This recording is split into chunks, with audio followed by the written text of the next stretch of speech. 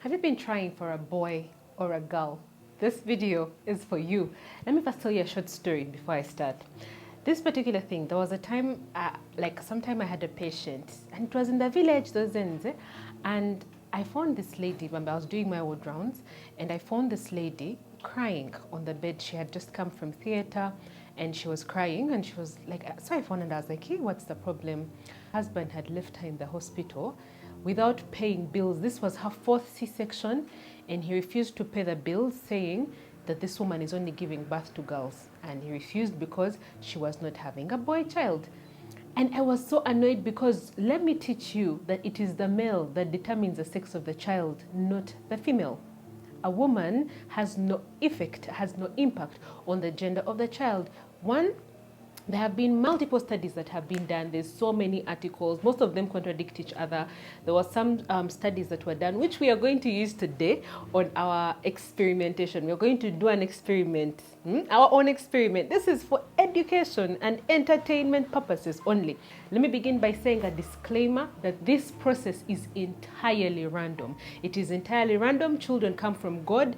This process, this is just science-based information, of which even after when new technologies came about, they conducted it, and then they said the studies at that time, the technology that is there right now does not stand with them, which is why we said that these cases are extremely random. However, we are going to learn about these few differences, which may be interesting and entertaining. But anyway, let us begin, and this is how it is. Class is in session. As human beings, we have a pair of chromosomes. Now, I'm going to start by, when I say chromosomes, just think of it in terms of sex genes or gender genes, like what genes make you a man and what genes make you a woman.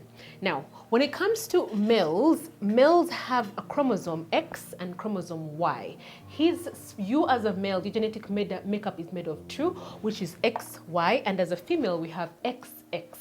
What does this mean? It means that when you are going to have a child, each one contributes 1 chromosome, and then they come together and make a pair of chromosomes. Okay, so remember when we talked about in the video about sex and ejaculation, talked about how males release about 300 million sperms. These chromosomes, it means that 50% of his sperms are X and approximately 50% of his sperms are Y. That means that when he ejaculates, he has these that are released, and the sperm that is more successful is one which is going to determine what baby are you going to make. This is how it is. So if a female is XX, that means that my genetic makeup, because I am female, I am a woman, my genetic makeup is XX. And a man, your makeup is X and Y. When you're going to have babies, the sperms, man will release about 300 million sperms. Of those 300 million, about 50%, that is about 150 million, will be carrying the Y chromosome, and about 50%, which is 150 million, will be carrying about the X chromosome. For a woman, you just create a baseline for a child. This is what I mean. So if a man's sperm, this is your X and this is your Y as a man, the woman is XX, okay? So when I come like this, it means that if the man's sperm, now if you're going to fertilize and then this X chromosome, the sperm carrying the X meets the woman's other X, you're going to create a baby girl. Okay? A man, if your Y chromosome is the one which comes and meets with a woman's X, you're going to create a baby boy. So you understand that the female should just give you a canvas for a child, and it's up to the sperm, which sperm is it that it's going to have? Is it a boy or a girl? Okay? Now, here is the interesting part of our experiment, okay? Now, these are the characteristics that have been studied but also refuted on several occasions, but we're going to do this for entertainment and education purposes only. The disclaimers have all been stated. This information does not substitute for the information given to you by your doctor or your fertility specialist. When I'm here, I am your teacher, I am not your doctor. So, these are the findings that were made based off of structure, pH, motility. Motility means speed or ability to move. Viability is your ability to survive, temperatures, and the like, including stressful conditions, disease, etc. Now, these are some of the few findings that were made. In terms of structure, the X chromosome is bigger but shorter than the Y chromosome. And the Y chromosome is smaller and longer, which kind of makes sense because women are generally a bit bigger because of the hip structure and the bottoms, and then a bit shorter, while males tend to be smaller and longer. But of course, this is just a general average. The next is motility, or the speed or the movement. Obviously, because the X is shorter and bigger and the Y is taller and smaller, the Y swims faster than the X. Next is viability. Viability basically means the ability to survive. So this is simple in terms of the X chromosome, because also of carrying the 2.8% more DNA that it has a more ability to survive in harsh conditions, or basically on that journey that it takes, that the sperms take to the egg. This is the differences. Another thing that we found is that the Y chromosome, or the sperm that was carrying the Y chromosome, is less viable. But also in addition to that, is that it has about more apoptotic protein. This means that it has proteins that can easily self-destruct. So apoptosis is cell death.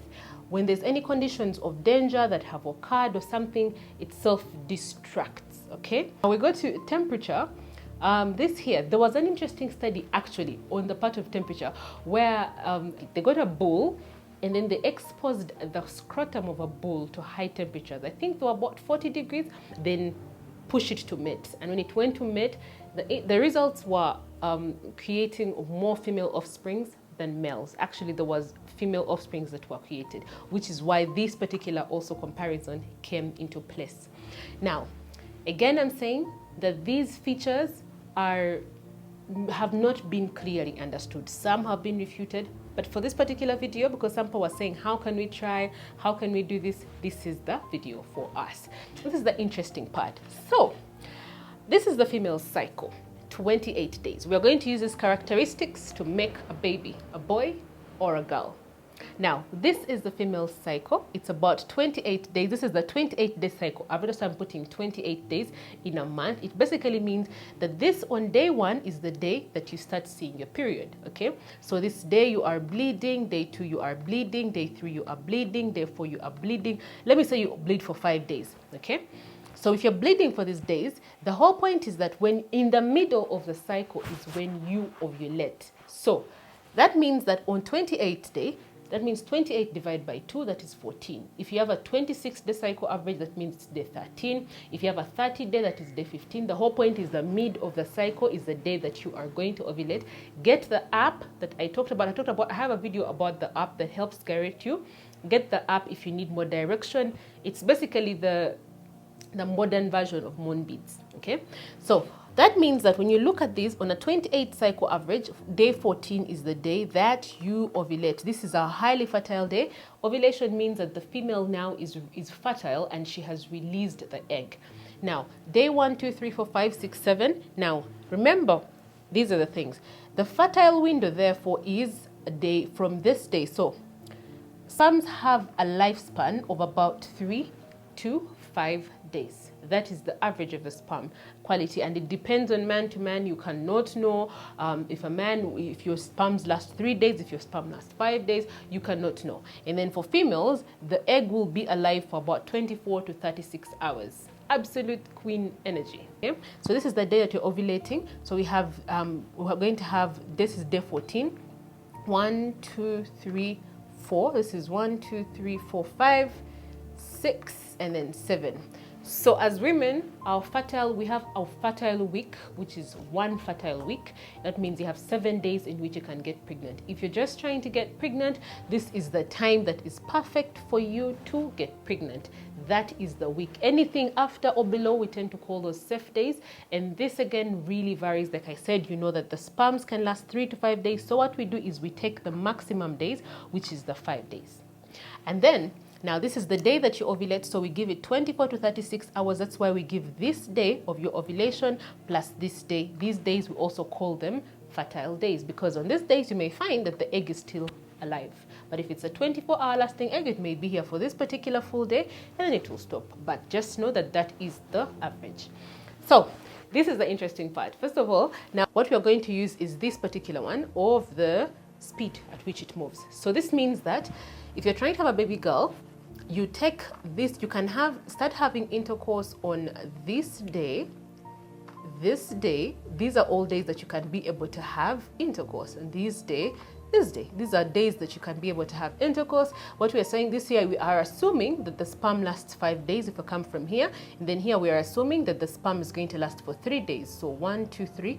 This is where we also put this one involved, and then this one as well, to increase our chances a bit more.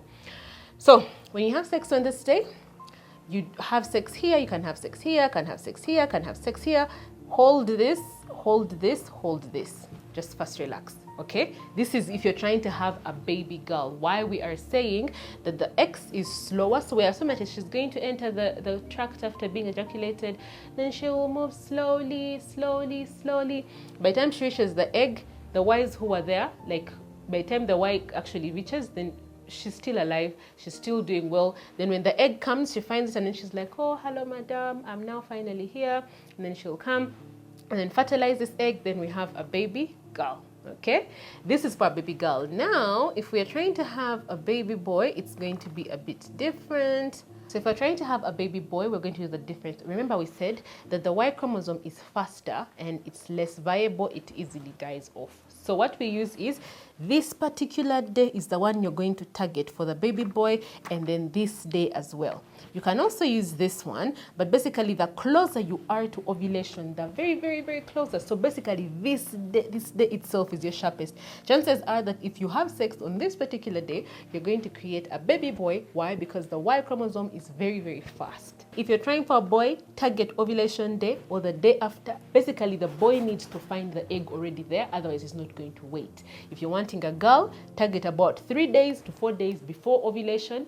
That is going to be able to help us. Now, there was actually an article which most gynecologists refer to, which tends to refute this particular method. Why? Because they did an experiment and they did something called intrauterine insemination. And so in this, it's called IUI. So they inseminated on the day of ovulation itself. They inseminated directly close to the ovaries, and they inseminated with sperm, which was both X and Y. So on that assumption was that if we inseminate on this day of ovulation itself, based off of these characteristics, we're going to create a baby boy. But the findings were that it was actually a baby girl that was created. You may find your X sperms are faster, you may find none of these things actually apply to you. This is for entertainment purposes. So if you're trying to have a baby, if you're that person who is trying to make a baby and you're just willing to take part in the experiment, if you're just willing to see, perhaps you could also do our own experiment. If this worked for you without knowing, you also let me know. If you're trying to do for a boy or a girl, comment down in the comment section below, put experiment for baby boy or experiment for baby girl. I want to know how many people are willing to participate. Share with people who you know that may be willing to participate, and then let us see what it is that we find, what our findings are.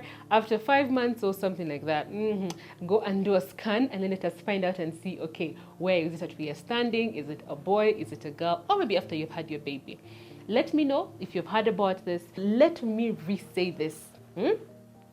If you are desperate for a particular gender, if you are having very strongly feeling about a particular gender, all these types of things, I'm going to say this may not be the thing for you, because if it does not work, it may end up making you feel some type of way and causing you utter disappointment and the like. So this for me is just for people who are trying to get pregnant. Let me say, for example, you are okay with getting pregnant, you want to try it out, it's an experiment for entertainment purposes.